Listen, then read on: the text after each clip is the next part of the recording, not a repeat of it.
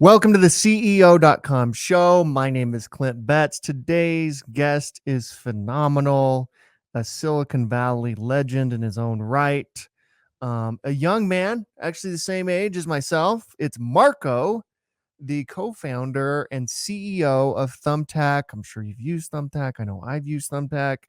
Marco started Thumbtack after graduating from Columbia University, where he majored in political science and fell one class shy of another degree in neuroscience. During college, Marco was the director of saving Social Security in Washington, D.C. We talk about this. It's really interesting. At such a young age, he's really concerned about Social Security and starts a movement in an organization that had 10,000 student members, over 300 campus chapters nationwide. Pretty phenomenal. And he's doing this as a college kid. And again, it's Social Security. So it's like something that's not going to affect him for 60 years. I don't know if that's true. I don't know if 60 is the right number. Anyways, during college, he was the director of saving Social Security in Washington, D.C. Then he founded Thumbtack. It's gone phenomenally well. Their most recent valuation that I could find was in 2021 at $3.2 billion. The company is still private. We talk about if there's any plans to go public. Anyway, it's a phenomenal interview, a phenomenal entrepreneur, a great leader.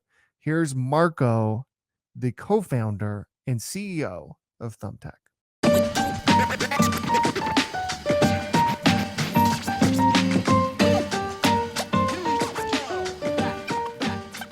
Marco, thank you so much for coming on, talking to us, sharing your wisdom, your journey with the CEO.com community. First things first, you were born in 1985. I only bring that up because so was I. And you've done so much more than I have. It's wild, man. Like, and I want to start with like you went to Columbia, you got a bachelor's degree in political science. Then you go to Washington, D.C., as I understand it, and you direct the Students for Saving Social Security. I'm wondering, like, man, in 2007, what I was doing and what you were doing, completely different. Like Yeah. that's quite the thing. You know the one I think about in that vein? LeBron James was also born our year, and I know. he's winning. He's got us beat for sure. Yeah, that's for sure. But tell me about Students for Saving Social Security. What drove you to do that? I find that fascinating. Yeah, I mean, look, getting into pension reform as a 20-year-old is not normal, and I recognize that. But the story is basically I went to college thinking I was going to be a research scientist, a neuroscientist. I studied it. I went to go work in a lab, and then I realized that it was not the life for me. That the subject was super interesting, but the work was not. And so I kind of like was a little adrift in some sense, or the story I told myself was no longer true. So I just sort of pursued random passions, and one of them admittedly was social security reform, and I wrote some op-eds for my student newspaper about it, which I admit a little sheepishly. And because of that, I was connected with who became my future co-founder. And turns out, he was almost even more nerdy about this because he had started this student advocacy group that then I then joined, and we both took some time off from college to build. And that's sort of where we came to appreciate how fun it is to build something out of nothing, right? And rally people around a shared dream. And so from there, we sort of said, let's do it again. But at that point, sort of realized that sort of the political world was not the one we wanted to be in. Is you have no agency. The forces are much bigger than any one person or org. And instead, if we built a technology company, we could aspire to have, similar impact, but have much more sort of agency and control in getting there. So that's what we went out to do. What did you learn, like in your time in Washington D.C. and working in the political world? Because, like you said, my experience of that as well is like that's completely different, and you can work for like 3 years on something, and then somebody makes a decision that you didn't even know existed, and that 3 years is no longer relevant. Yeah. Right? Like it just goes in a different direction. It's really fascinating how slow it goes and how quickly it can change at the same time. But I'm wondering like Hmm. what your experience is it with Social Security and how you think You shaped the debate, and where do you think we're at even currently?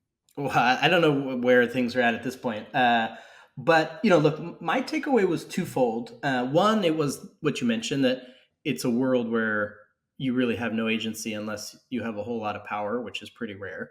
Um, and then two, and maybe I think more importantly, was that like our intuition was right. And we signed up 13,000 students across the country. Like when we talked to people originally, nobody thought that there was going to be any interest in this among young people. And our perspective was like, why? Aren't they actually the most important constituency here, in that sort of retirees are going to be taken care of? And so whether we amend things to be better or worse will be borne by young people today and future people in the future. And so with that intuition, we sort of went forth, and that worked and it resonated. And so I think that was something that, I think we made it an explicit takeaway, but I think it gave us confidence to sort of go lean into that again. And what led you to like? Obviously, you met your co-founder through the students for saving Social Security. But what led you to spin off, or not really spin off, but create an online marketplace company? Yeah. So, look, the motivation after our sort of college adventure in DC was to start a technology business, and the motivation was to solve the biggest problem we could find, and maybe most importantly, solve something that felt like it was inevitably going to be solved. Right? There are a lot of things out there that are big problems, that are sort of way out of our capability, or humanity's capability to fix. And so we didn't bother with those. And it was the much more basic, like, hey, what's something broken today that feels like technology is going to inevitably solve? And, this was a time, 2007, 2008, where e-commerce had already become prominent, especially being sort of young. You're like, of course, I'm going to shop for all this sort of stuff online. It's better, it's easier, it's faster. Um, and then when you went to sort of observe sort of our category, the local service industry, hiring a painter, a plumber, a carpenter, you realize that that experience was still stuck in the 20th century. And so, this sort of dissonance between how much better shopping for things had gotten versus how antiquated hiring people was, still felt like something that was going to inevitably be solved. And that motivated us. And especially because it's something that applied very broadly. You're talking about something that every busy homeowner has felt, that most local pros feel. And if we could solve these problems for them, we could make a big impact and build a big business. And yeah, that's what we went after. Yeah, how were they? How would you go about doing that in 2007? Was it like Craigslist? You just go to Mm-hmm. Craigslist and try to find people, maybe like a local here in the state of Utah. There's like this local news station that has like classifieds and stuff. Yeah. Like I imagine Yeah. like that's how you did it back then. You got it. It was directories and classified sites. And both of those were kind of inspired by offline products, right? The classifieds in the newspaper, the yellow pages, and better because they were online, but they hadn't been reinvented or reimagined for what could now be built. And so that was our original motivation. It's like, hey, let's build something that was impossible to build in the previous sort of analog world, not just the online version of that old thing. And that really focused us on the sort of importance and challenge of matchmaking. And we were and are motivated by helping customers find and hire the right pro for whatever they need done. And that sort of active matchmaking is something that we've spent a decade plus working on and perfecting, and sort of delivering, because at the end of the day, that's what our customers and pros need from us. Customers have wants, they have needs, they have money to spend on it. They simply don't know who to hire or the best person for that job. And on the flip side, we've got a bunch of pros who are incredibly talented, but have schedules that aren't completely full. They're motivated to meet new customers so that they can grow their business. And we saw ourselves as sort of the first sort of truly digital and technology driven matchmaker solution for that. And we've been building it ever since. What did the first version of the product look like?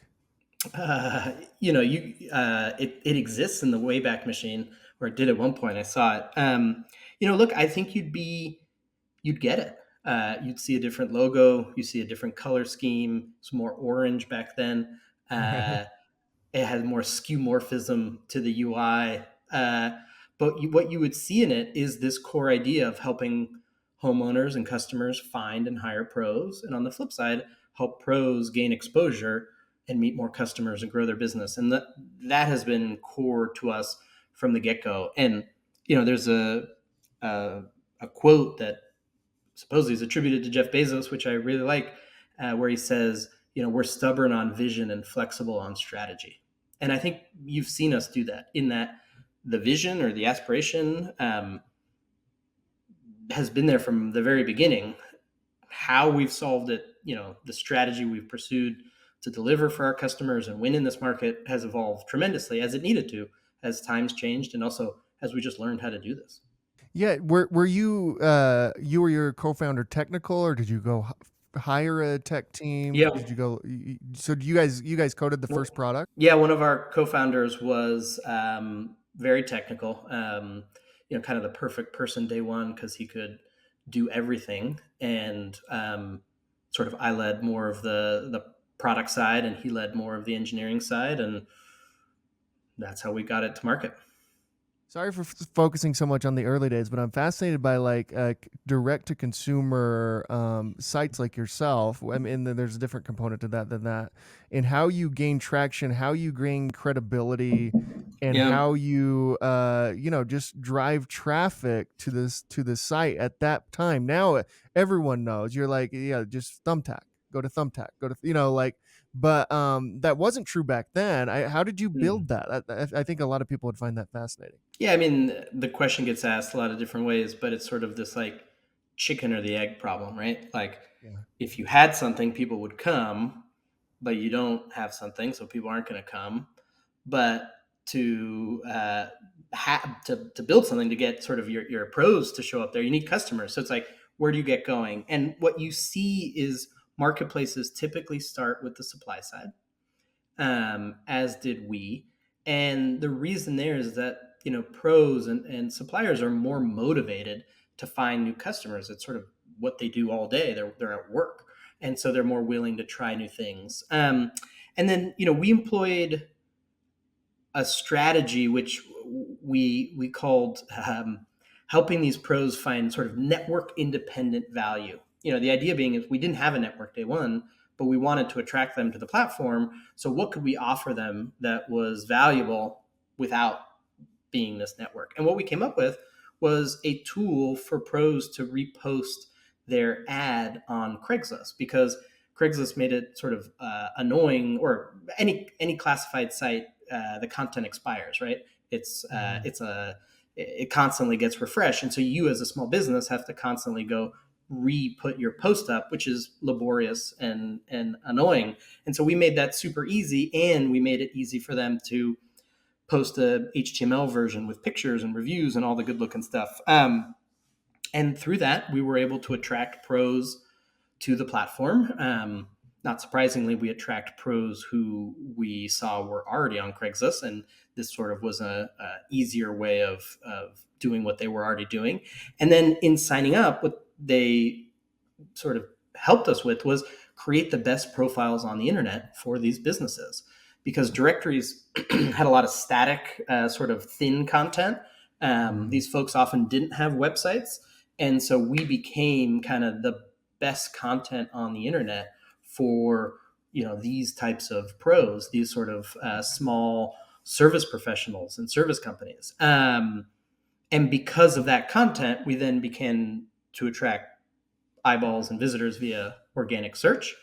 And then over time, really, as the consumer experience became better and better, we leveraged that to build sort of a direct relationship with these consumers. As more and more people had heard of us, seen us, used us, had friends use us, then more people came directly. And that's sort of something that we've been really fighting towards, because you're right. You need to jumpstart, as a consumer business. Typically, you need to jumpstart it off of something bigger, and Mhm. that's sort of critical to get going.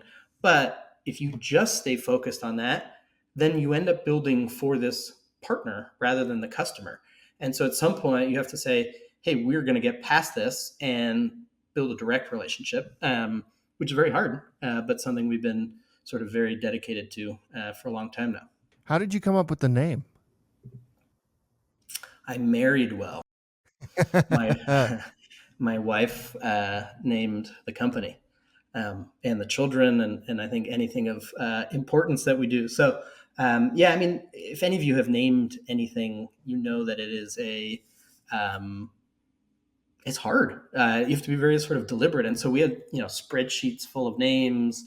Then you have to go see if you can buy them or how much it might cost, what they sound like when they're pronounced by people who maybe aren't sort of native English speakers, all the various sort of things that go into naming. And so we just had lists and lists of names.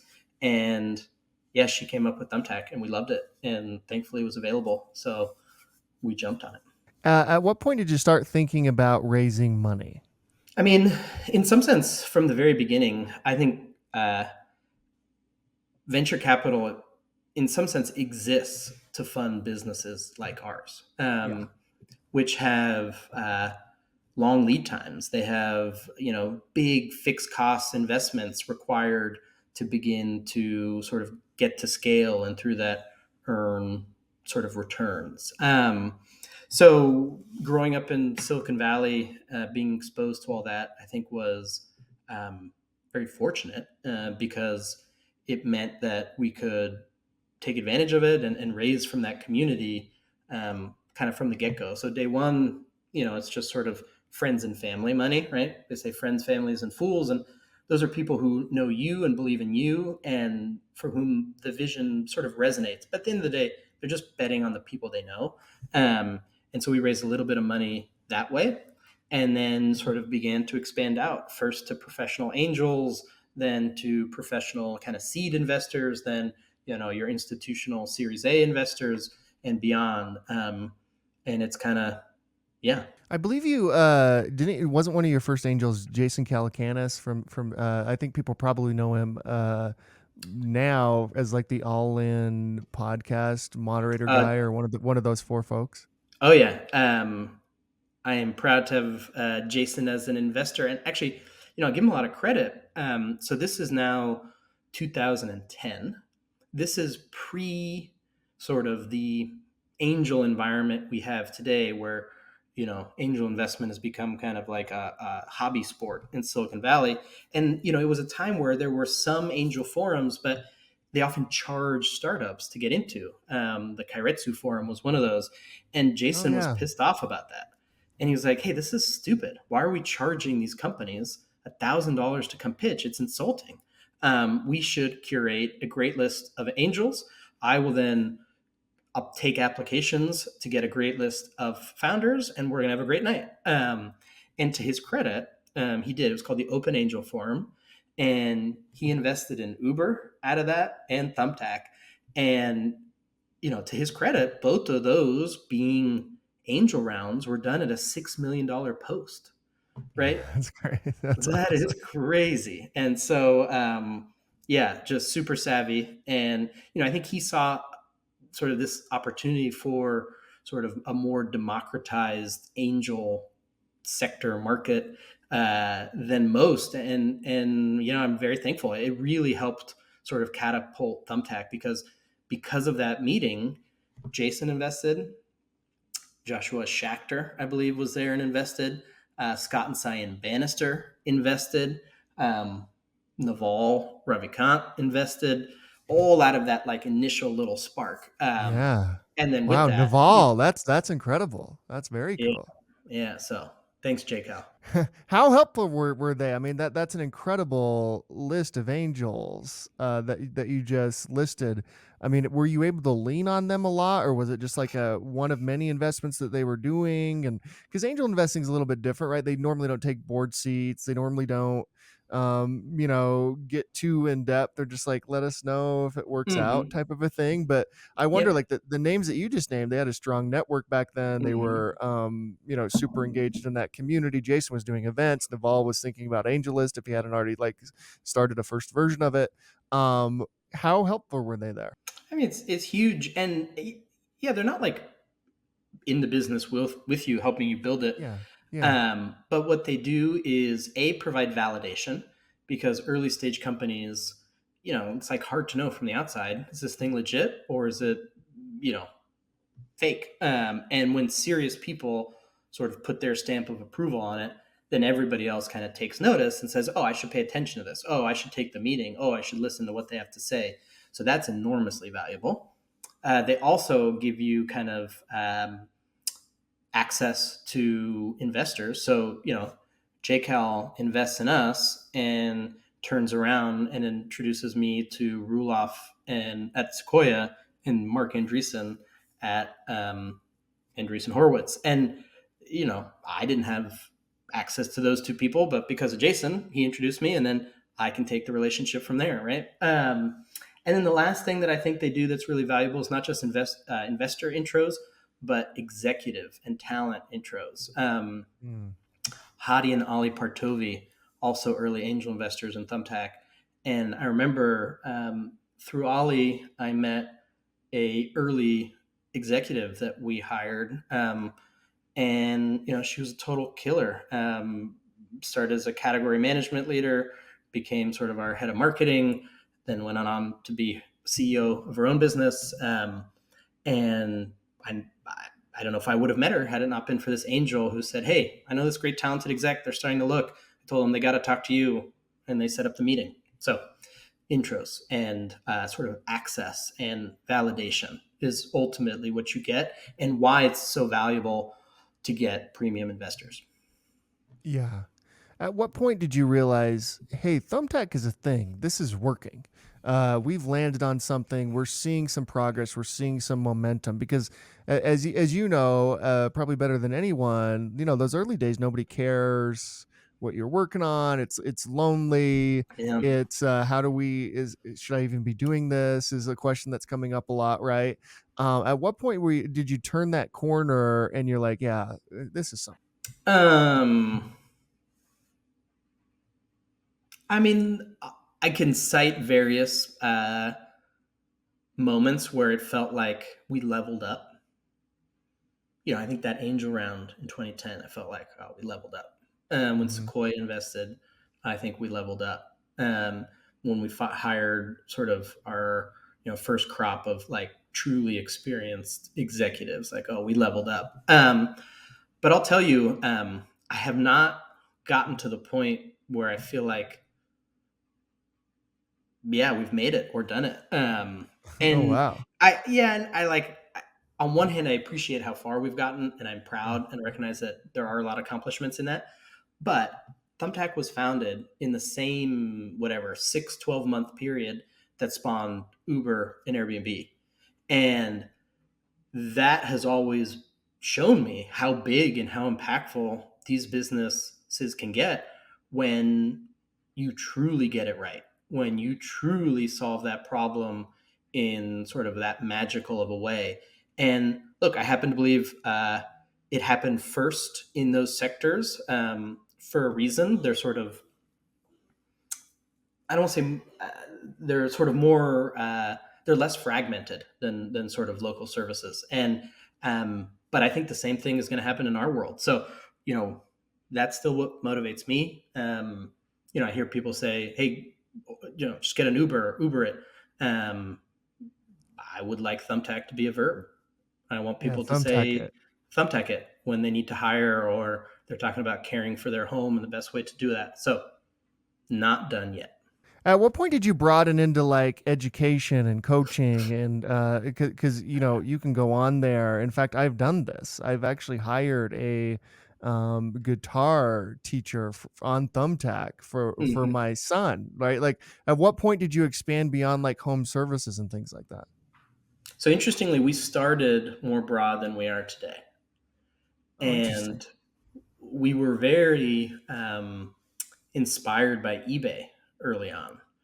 And eBay is sort of famous for this infinitely long tail, originally unstructured catalog, and it was just like whatever. Um, The magic of that is it gives you access and opens you to the enormous diversity of this industry.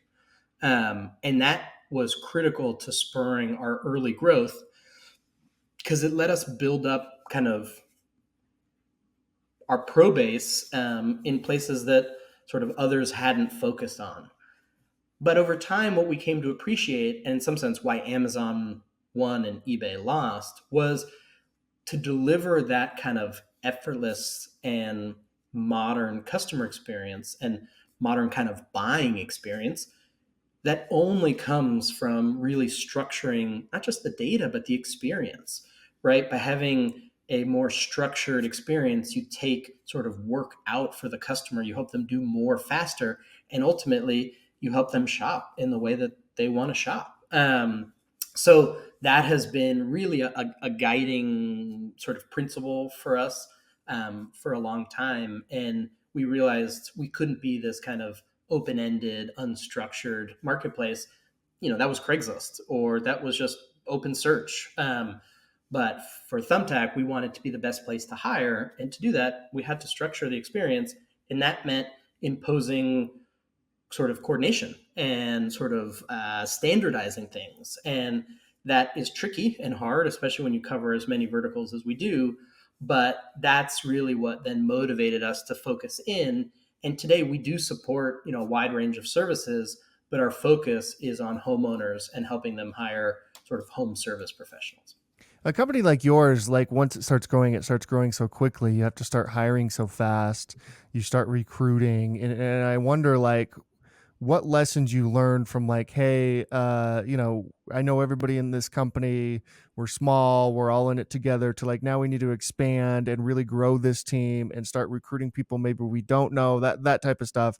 What did you learn in that growth period recruiting, and then what have you learned since, now that your last evaluation was 3.2 billion, that at least that I could find, and you're trying to recruit executives and stuff like that. How has recruiting changed for you over the course of this? So, I mean, we have grown a lot. I just saw this number. We were 20 people 10 years ago, and we're 1,000 now, which is basically 50% compounded growth for 10 years. So Incredible. we have seen a lot of it. And look, I think my big lesson is the importance of values, and how critical those are to an organization to define how it operates, to define how it makes trade-offs, to orient people, and then to use recruiting as a way to bring in more people who are really aligned with those values and that mission. Because I think I didn't appreciate early on how critical that alignment was. At first, my mental model was like, just find the most talented humans possible. Nothing else mattered.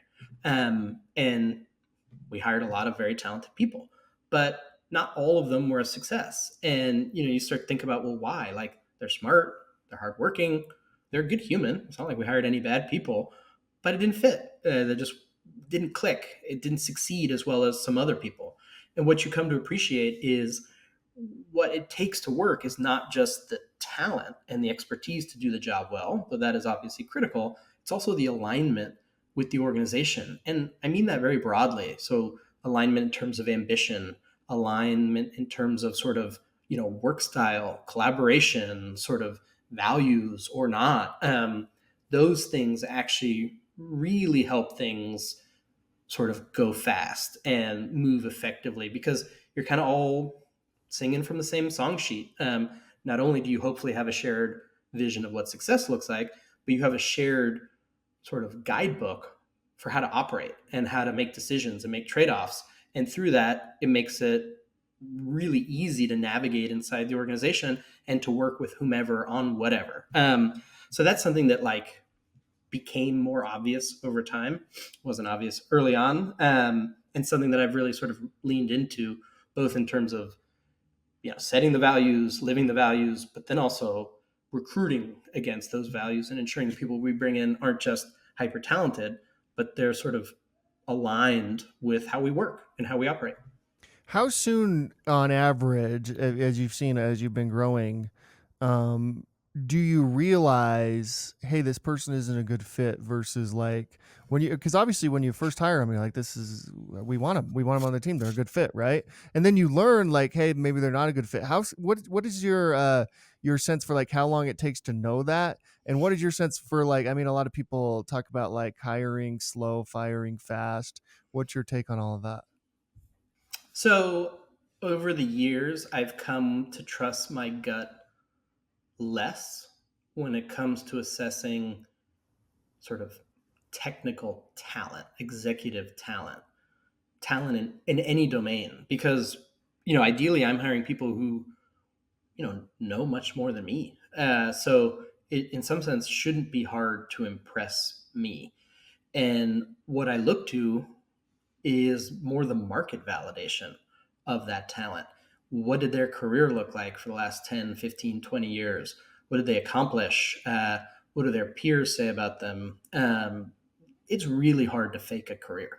And I think careers do evidence talent ultimately. So I use that as a sort of lens into who is or is not talented, and then I think about my role as less like is this person talented or not, but more are they talented in the critical way that we need for this role to be maximally successful, and then two, are they a fit with our values? And so again, I trust my gut less on the pure talent assessment, the skills assessment, but I trust my gut more on the fit assessment. And I'm just, I try to be ruthless about that in the interview process. I've just seen it play out where, maybe I'll sort of say, hey, the fit is good enough, but the skills are so good, the experience is so good.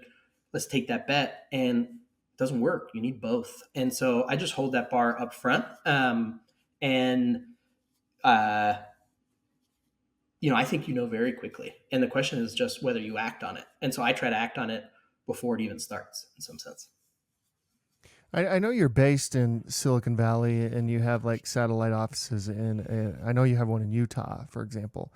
Um, what's the decision to stay in Silicon Valley? I mean, obviously that's been a big topic over the past few years. Like, should you exit Silicon Valley? Should you stay? Like, what's your take on that? Well, I think I have two answers for you. One is the personal answer. It's my home. I'm from Yeah. here. I love it here. My family's here.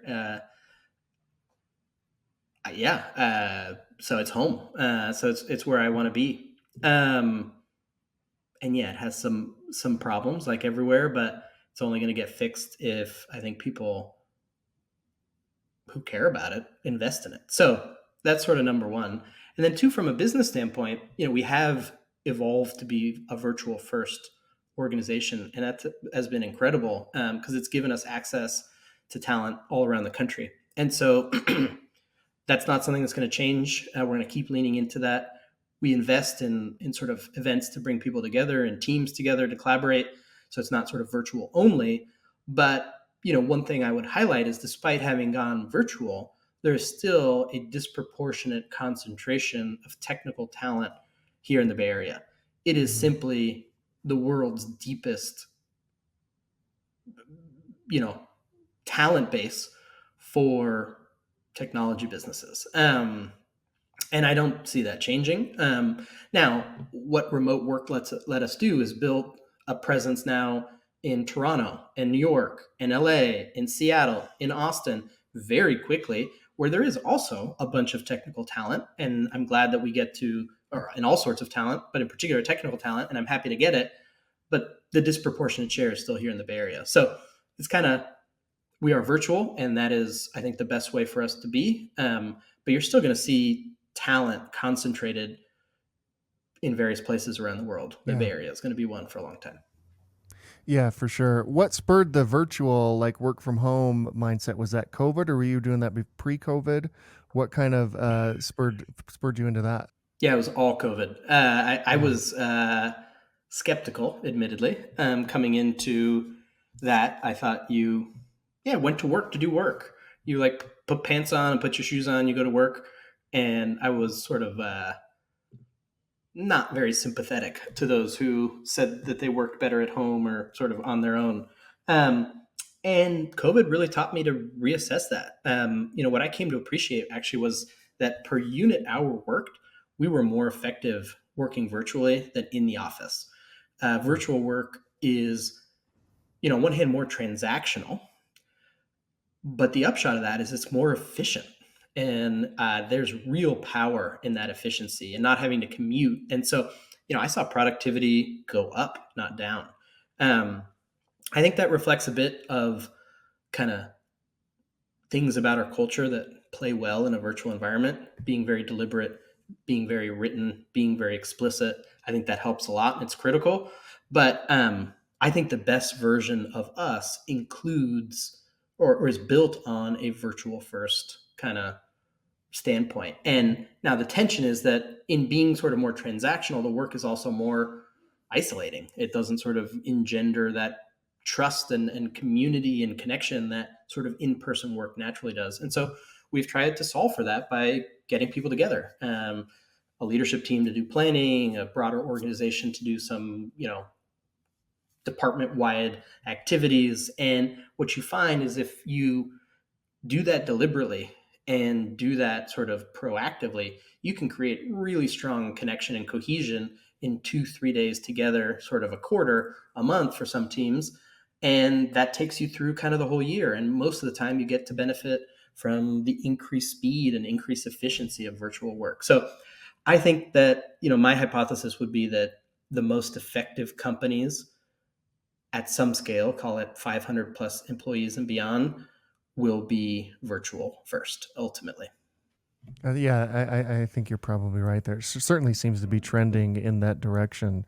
I wonder, like, what it sounds like it's obvious that you're still super engaged, passionate about this business, wanting to grow it. You said earlier, like, you still are not completely satisfied. Again, in 2021, you had a $3.2 billion valuation. So to have somebody like you saying, like, "Hey, there's more to build, there's more to do," all that type of stuff is really fascinating.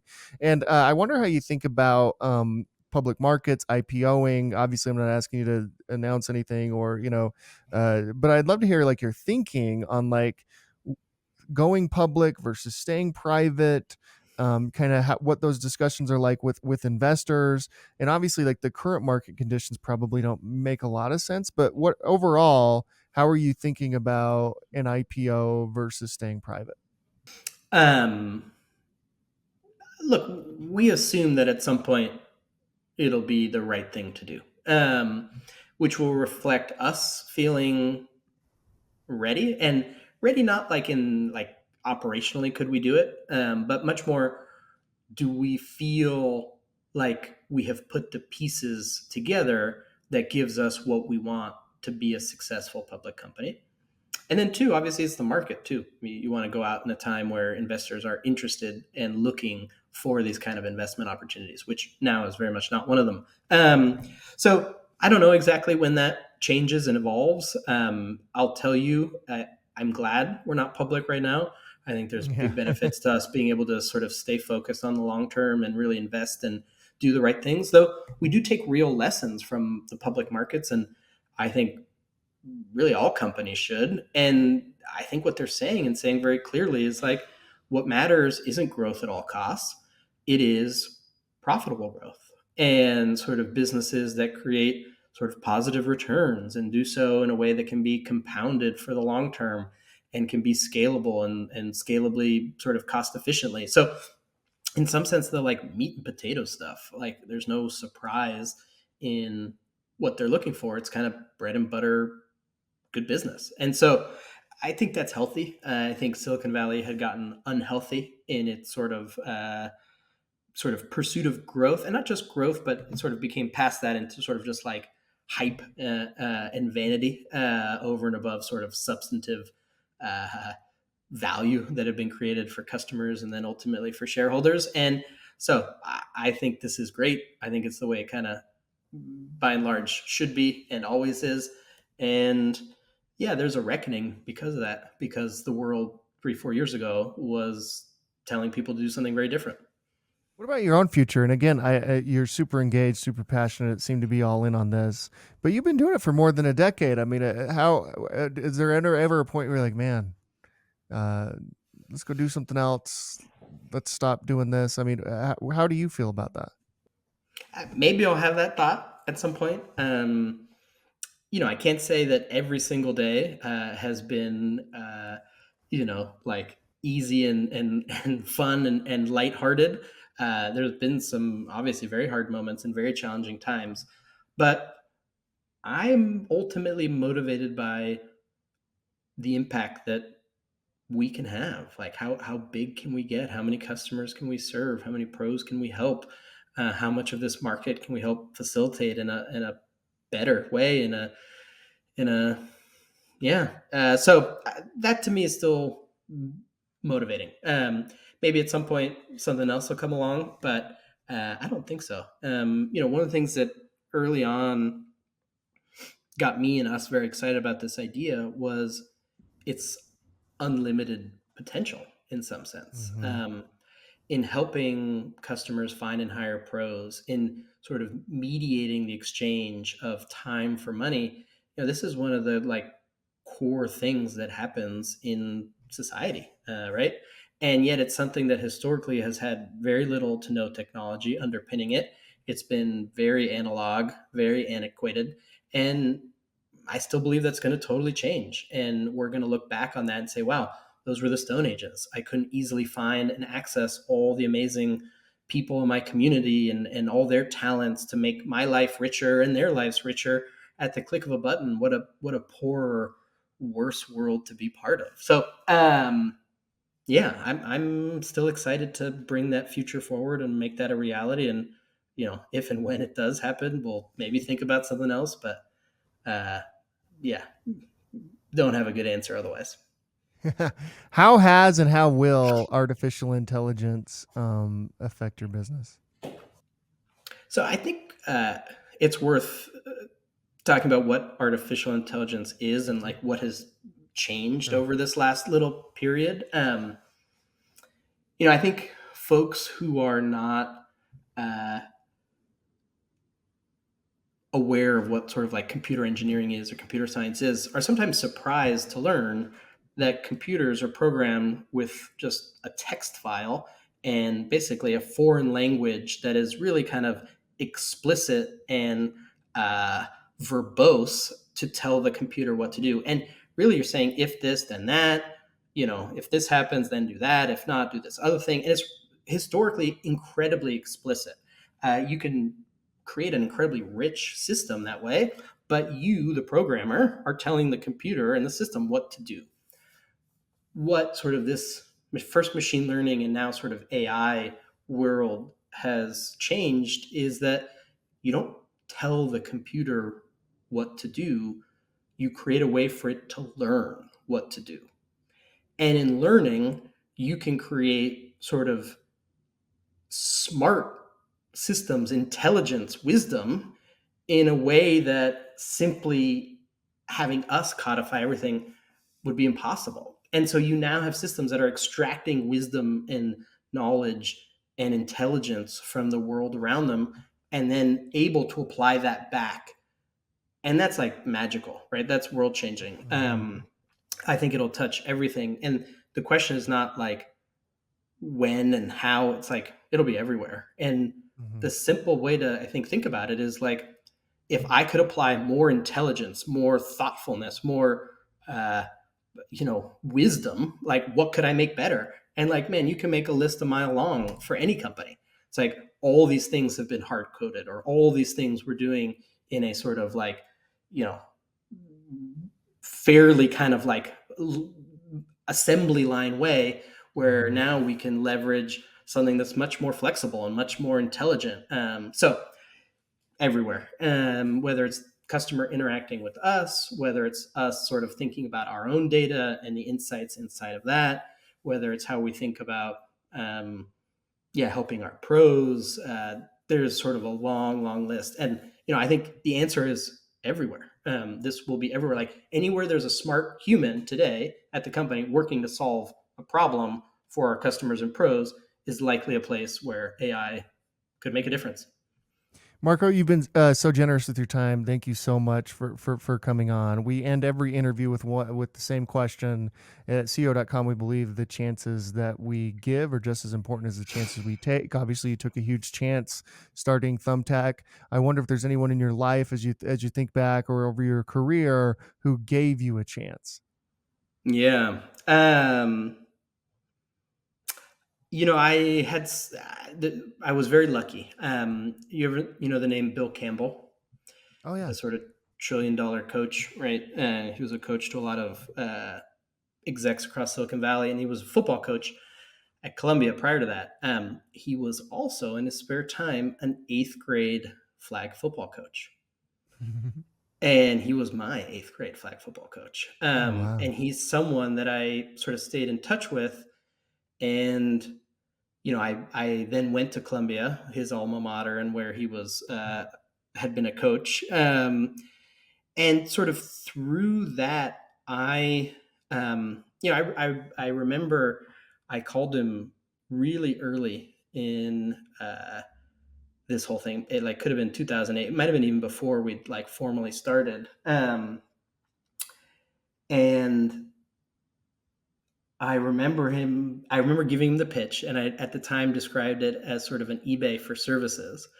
And we're going back and forth, and it was probably a 15-minute, 20-minute phone call. He was being nice, and he ends. He's like, "Hey, look, I wasn't sure what you were going to pitch me on today, and I honestly wasn't expecting it to be something that I thought could be exciting. But you should hear this. I think this could be something. Like if you can get this to work, I believe it could be something." And having somebody who like knows what they're talking about and sort of has seen greatness and seen success sort of call that out early on, um, was very lucky and obviously very memorable. So yeah, I feel lucky about having people like that who gave me a word of encouragement early on. That's incredible. Marco, thank you so much for taking the time. Seriously, congrats on everything you've built and good luck in the future. Thank you. Thanks for having me.